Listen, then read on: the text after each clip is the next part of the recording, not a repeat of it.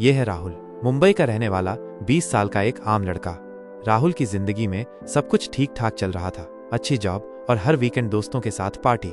लेकिन आज राहुल थोड़ा ज्यादा एक्साइटेड है क्योंकि वो पहली बार फॉरेन ट्रिप पर जा रहा है, अमेरिका, और उसे अपने रुपए को डॉलर में कन्वर्ट करना है। लेकिन जैसे ही वो एक्सचेंज काउंटर पर जाता है, उसे पता चलता है कि उसके 1000 रुपए की वैल्यू सिर्फ $12 के बराबर है। राहुल सोचता है, अरे ये क्या माजरा है, मेरा 100 रुपए का नोट तो अमेरिका में एक कॉफी भी नहीं खरीद सकता। फिर वो वियतनाम जाने का प्लान बनाता है। वहां उसके 1000 रुपए के उसको 3 लाख वियतनामीज डोंग मिलते हैं। अब राहुल कंफ्यूज हो जाता है, ये पैसे की वैल्यू हर जगह अलग अलग क्यों होती है? 1 रुपया, $1 और 1 वियतनामीज डोंग के बराबर क्यों नहीं हो सकता? और ये एक्सचेंज रेट्स हर सेकंड चेंज क्यों होते रहते हैं? तो आज की इस वीडियो में हम खोलेंगे पैसे के पीछे की पूरी कहानी कि करेंसी क्या है और एक्सचेंज रेट्स कैसे काम करते हैं। तैयार हो जाइए, क्योंकि ये सफर आपको ले जाएगा इतिहास की गलियों से लेकर दुनिया की सबसे ताकतवर इकोनॉमीज तक। और हाँ, अगर आपको लगता है कि ये सिर्फ नंबरों की बात है तो रुकिए, ये कहानी उतनी ही ड्रामेटिक है जितनी आपकी फेवरेट बॉलीवुड मूवी। सबसे पहले ये समझते हैं कि पैसा आया कहाँ से। आज से हजारों साल पहले भारत में लोग सामान का लेन देन सीधे सामान से करते थे। मान लीजिए आपके पास 100 किलो गेहूं है और आप एक बकरी खरीदना चाहते हैं, तो आप उस आदमी को ढूंढते जो अपनी बकरी के बदले आपके गेहूं ले ले। लेकिन प्रॉब्लम तब आई जब उस बकरी वाले को गेहूं नहीं चाहिए बल्कि प्याज चाहिए। इसीलिए सबने सोचा क्यों न कुछ ऐसा हो जो हर कोई माने, और बस तब शुरू हुआ पैसे का खेल। भारत में पहले के वक्त में सोने चांदी के सिक्के चलते थे। फिर आया गोल्ड स्टैंडर्ड सिस्टम। 19वीं और 20वीं सदी में दुनिया के ज्यादातर देशों ने अपनी करेंसी को गोल्ड से जोड़ दिया। जैसे भारत उतना ही रुपया प्रिंट कर सकता था जितना उसके पास गोल्ड होता था। ये सिस्टम सिंपल था, इसमें कोई देश अपनी मर्जी से एक्स्ट्रा मनी प्रिंट नहीं कर सकता था। लेकिन इस सिस्टम में प्रॉब्लम थी, क्योंकि गोल्ड सबके पास लिमिटेड क्वांटिटी में होता है, और जब फर्स्ट वर्ल्ड वॉर हुई तो देशों को ज्यादा पैसे की जरूरत पड़ी, लेकिन इतना ज्यादा सोना किसी के पास नहीं था। इसलिए 1970 के दशक में दुनिया ने गोल्ड स्टैंडर्ड को अलविदा कह दिया और अपनाया fiat money system. Fiat money यानी वो पैसा जिसकी वैल्यू सिर्फ इसलिए है क्योंकि सरकार कहती है कि ये वैल्यूबल है। जैसे आपके जेब में जो 100 रुपए का नोट है, हम उसे 100 रुपया बस इसलिए मानते हैं क्योंकि रिजर्व बैंक ऑफ इंडिया ने उस नोट पर लिखकर ये कह दिया कि ये 100 रुपया है, जबकि हमें भी पता है कि उसके पेपर की वैल्यू 1 रुपए के बराबर भी नहीं है। मतलब एक ऐसा सिस्टम जो सिर्फ भरोसे पर चलता है। लेकिन अगर भरोसा टूट जाए तो? यही सवाल हमें ले जाता है करेंसी की वैल्यू के असली राज तक। करेंसी की वैल्यू डिपेंड होती है इन 5 मेन रीजंस पर। फर्स्ट रीजन, डिमांड और सप्लाई। पैसा भी टमाटर की तरह है। अगर बाजार में टमाटर कम है और लोग उसे खरीदने के लिए मरे जा रहे हैं, तो टमाटर की वैल्यू बढ़ेगी। ठीक वैसे ही अगर किसी देश की करेंसी की डिमांड ज्यादा है तो उसकी वैल्यू बढ़ेगी। For example, American dollar. पूरी दुनिया में डॉलर की डिमांड है क्योंकि अमेरिका की इकोनॉमी स्ट्रांग है।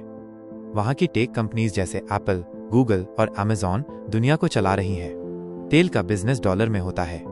अगर भारत को सऊदी अरब से तेल खरीदना है तो उसे पहले रुपए को डॉलर में बदलना पड़ेगा। लेकिन अगर किसी देश की इकोनॉमी कमजोर है, जैसे जिम्बाब्वे, 1980 में 1 जिम्बाब्वे डॉलर की वैल्यू 1 अमेरिकन डॉलर से भी ज्यादा थी।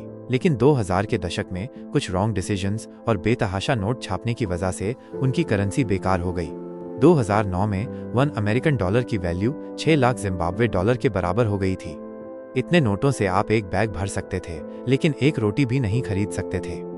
अब बात करते हैं सेकेंड रीजन यानी महंगाई की, जिसे इंग्लिश में कहते हैं इन्फ्लेशन।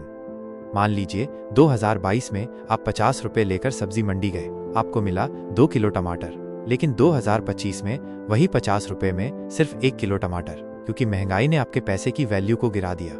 महंगाई तब होती है जब मार्केट में सामान कम होता है लेकिन पैसा ज्यादा, और ऐसा तब होता है जब सेंट्रल बैंक ज्यादा नोट छाप देता है।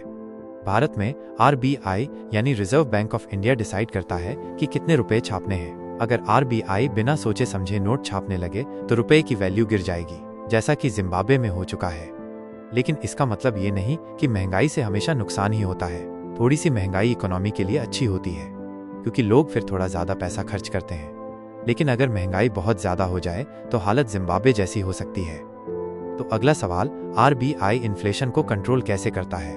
इसका जवाब छुपा है थर्ड रीजन में। अब आते हैं थर्ड रीजन, इंटरेस्ट रेट्स पर, जो इकोनॉमी का रिमोट कंट्रोल है।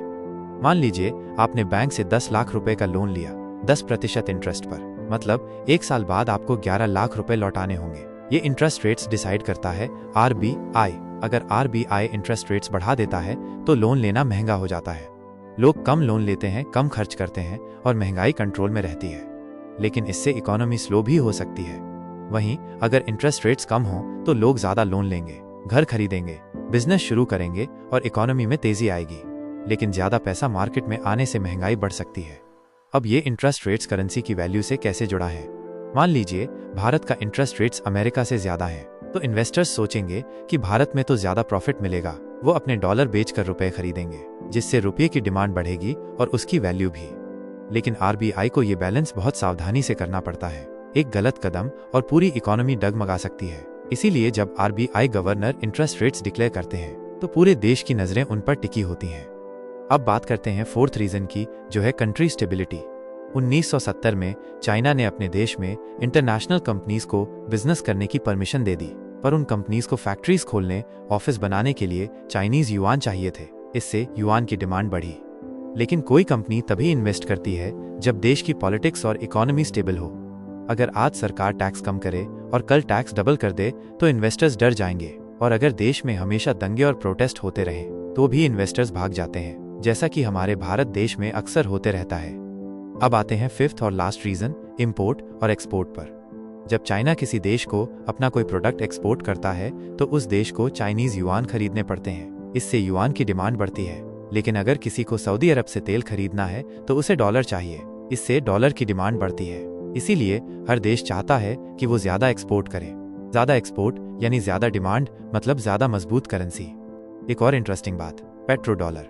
अमेरिका ने दुनिया के तेल बेचने वाले देशों को मना लिया कि वो तेल सिर्फ डॉलर में बेचें, जिसकी वजह से अब पूरी दुनिया को डॉलर चाहिए, जिससे डॉलर और स्ट्रांग हो गया।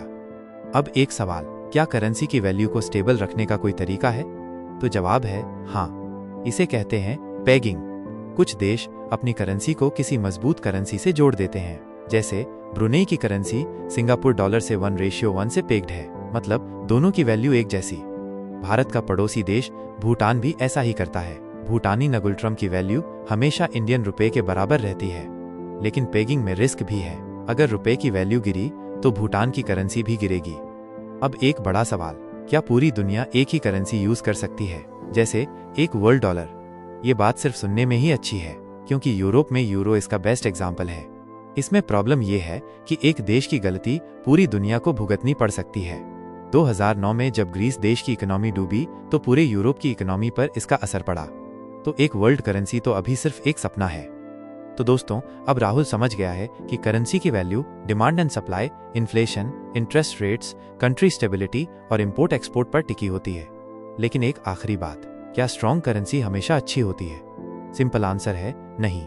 चाइना जैसा देश जो मोस्टली एक्सपोर्ट करता है, वो चाहता है कि उसकी करेंसी की वैल्यू थोड़ी कम रहे, जिससे लोगों को उनके प्रोडक्ट्स सस्ते लगें। और भारत जैसा देश जो मोस्टली इंपोर्ट करता है, वो चाहता है कि उसके करेंसी की वैल्यू थोड़ी स्ट्रांग रहे, जिससे इंपोर्ट थोड़ा सस्ता हो। तो अब राहुल के साथ आपको भी हर सवाल का जवाब मिल गया होगा। So that's it for today. मिलते हैं नेक्स्ट वीडियो में।